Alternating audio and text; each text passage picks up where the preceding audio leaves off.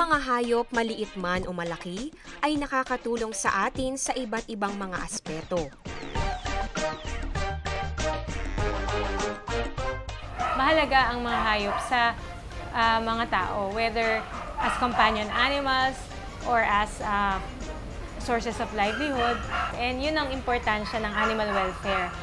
Hindi yan about sino mas importante, tao o hayop, kasi hindi naman nabubuhay yung tao nang walang hayop. In all aspects ng ating buhay, laging nandyan ang hayop. Dahil sa malaking pakinabang ng mga hayop sa atin, ang ilan nating mga kababayan, itinuturing na rin silang bahagi ng pamilya.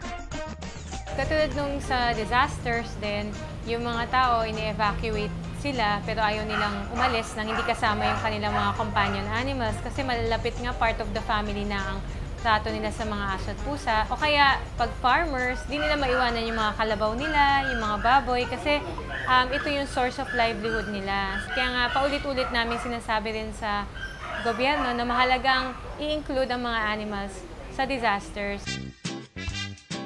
Dahil iisang mundo lang ang ating kinagagalawan, dapat mapangalagaan ng mga hayop para sa ikabubuti ng sangkatauhan. Dahil sa mababa yung awareness natin sa animal welfare, mataas ang ating rabies deaths. Kasi konektado ang public health sa animal health at animal welfare. So pag hindi natin pinahalagahan ang buhay ng hayop at ang kanilang kapakanan, ultimately ang naapektuhan din ay tao. Maging ang ating pakikitungo sa ating mga alagang hayop ay sumasalamin sa ating pagkatao. Scientifically based studies na ang mga tao na malupit sa hayop at hindi na-address yung kalupitang yun at the early stages, nag-move on sila sa mas violent acts and committed against human beings o sa mga tao.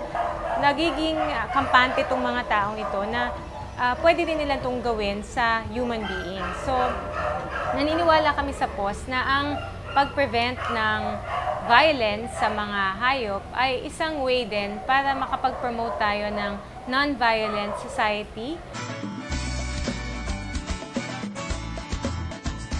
Tandaan na ang mga hayop may karapatan din tulad natin na mabuhay ng ligtas, malusog at matiwasay.